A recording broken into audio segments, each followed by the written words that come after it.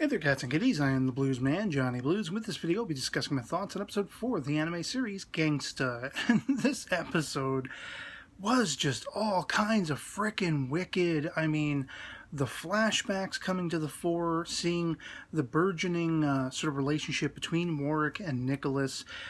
Warwick coming to the fore with just a badass, like, photographic memory skill where he can piece together, you know, they're called in at the start of this episode by Chad, basically, for all intents and purposes, arrested because he gets hell from his higher-ups when they find bodies and there's nobody to identify them. They don't know how to, you know, go about processing the investigation and pinpointing who is whom among just, you know, bits and pieces of people left over in this 6th district and everything. And I'm wondering if this relates back to what we saw with that Twilight, who was essentially murdered by what appeared to be like kids. You know, they were in silhouette and they were being commanded by somebody. But it's very intriguing because he almost has like an eye effect that calls back to Deckham from Death Parade. And that's another thing too, just a quick aside. This OP music is like an earworm that just, I love it. It's so badass. It's about the most badass OP music I've seen since Death Parade, speaking of that series. And I can't get enough of it, really. But seeing Warwick's eye go blue and like his focus, and seeing within his mind kind of the concept. I like how we're fleshing out the characteristics of these characters, Nicholas, all of his skills, and we're learning about what has imbued him with those and the limitations and how to keep them going with the medication and everything. But we're getting also a fleshing out of how Warwick goes about identifying just bits and pieces of people. He has a photographic memory so that if he has seen you, all he needs is just to see maybe a hand. He'll recognize a scar or a tattoo or, you know, scabs or whatever. I mean, hair design, all these kinds of things. He's picking out all these different people just based on remnants, not even calling in like the dentist for dental records, you know. Just, I was mind blown by this. But of course, then we call back, and this ushers us into this flashback, this, you know, sort of evolving flashback, going back to his studies as a child. You know, this upbringing of sort of a posh, but I'm guessing sort of a gangster-like lifestyle, like his family. His father was probably a gang lord of some renown or whatever, and each of the family members apparently had to have a bodyguard. And it's intriguing that we learn that, you know, essentially Nicholas's father was like hired on and Nicholas came with him. And the studies reflect, you know, sort of, once again, going over that idea of what are the Twilights, how did that come about during, you know, military explorations into making super soldiers. That, you know, was, they were drugging their soldiers and everything. And there was, of course, after effects and side effects and things like that. And apparently, you know, according to Officer Chad, 15 friggin' years ago, they tried to cull all of them, all of these Twilights, and, you know, in this sort of environment, the city they all find themselves in, they have these certain rules, and they kind of have to keep Nicholas on the down low. They have to keep any Twilights that still exist on the down low for their own well-being, I guess, to protect them. But of course, we see that some of these Twilights are breaking the rules and just going ape guano and everything. And in these flashbacks also, as I say, you see the coming together of, you know, Warwick and Nicholas. He was known as Wallace in his childhood, so Warwick, I guess, was a name he chose for himself. And maybe to disidentify himself from whatever happened, whatever tragedy unfolded, probably, you know, involving Nicholas himself, or maybe Nicholas's father went schizo because of the after effects and side effects of that medication. Maybe he went brain dead and went after the people he was meant to bodyguard, protect, and Nicholas just barely saved Warwick's life, something like that. There seems to be a loyalty between them. They can be fun and buffoonish as they're in the interrogation rooms, and you have Warwick putting his face up against the glass to try to get a laugh, I guess, out of Nicholas or make fun of him, whatever it is.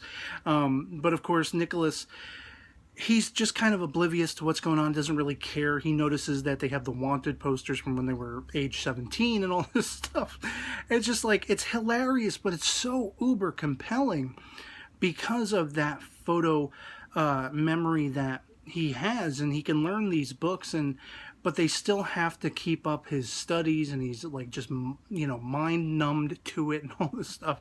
And he kind of, it almost seems as though he's, you know, reaching out the olive branch to Nicholas, his bodyguard and protector.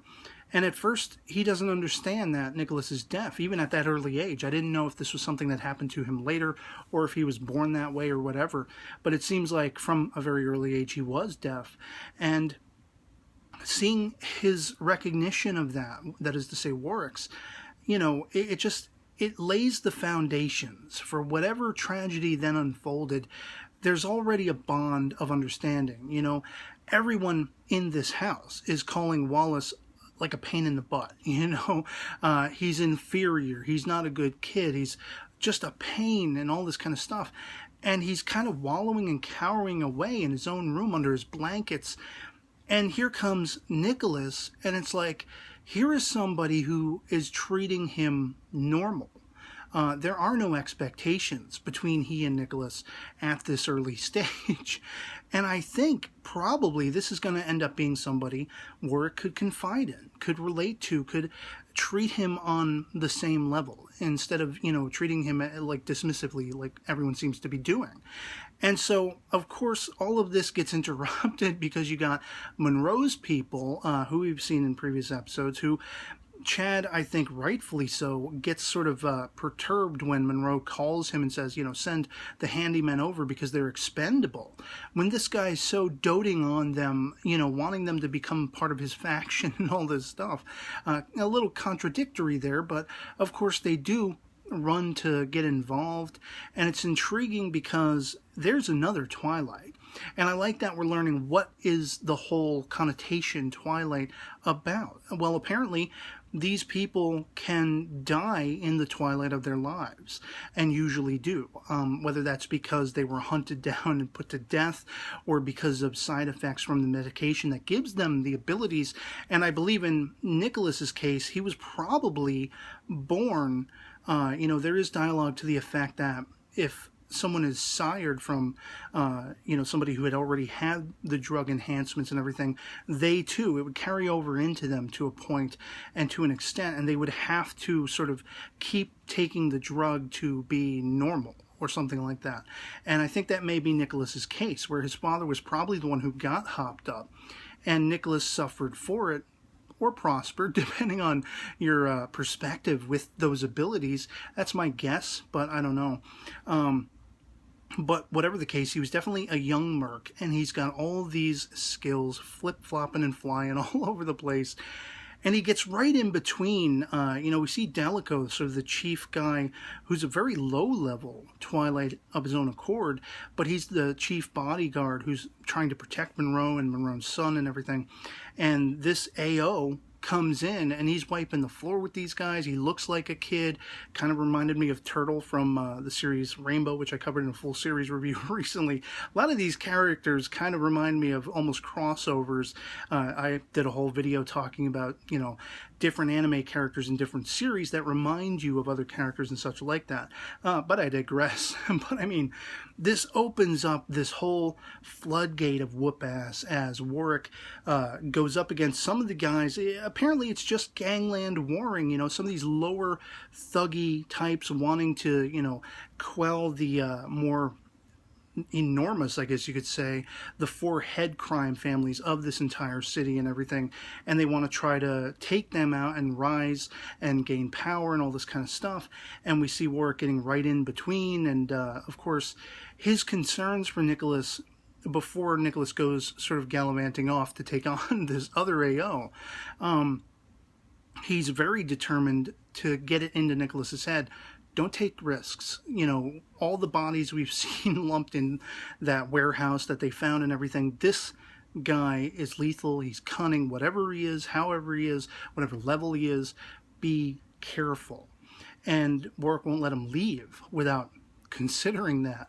And then, of course, we leave with this cliffhanger where we see, it looks like Nicholas is gonna hand this kid his ass, but then toward the end, it kind of looks like it might be evenly matched. And it's just uber compelling to me. I was gritting my teeth that now we got to wait another week to see how this battle culminates. I'm guessing Nicholas is probably going to win the day. You know, I don't think he'd be killed off mid-story, that kind of thing. But you never know. And I think it's really, once again, touching base on that contrarian nature of this mob guy Monroe putting money, you know, betting on who's going to win, who's going to succeed in this battle between this little AO and Nicholas and all this stuff. Just crazy. And then adding to that, we don't get as much of it in this episode as we have previous, but Alex's nightmare, this wakeful nightmare of the guy who, you know, was sort of lording over her, coming back and threatening her, if you don't get out now, you're never going to escape, touching on those warnings. But in his estimation, in her vision of him, sort of a zombie-like vision that is just, you know, spilling blood all over the table, you basically have this fear come to the fore of her.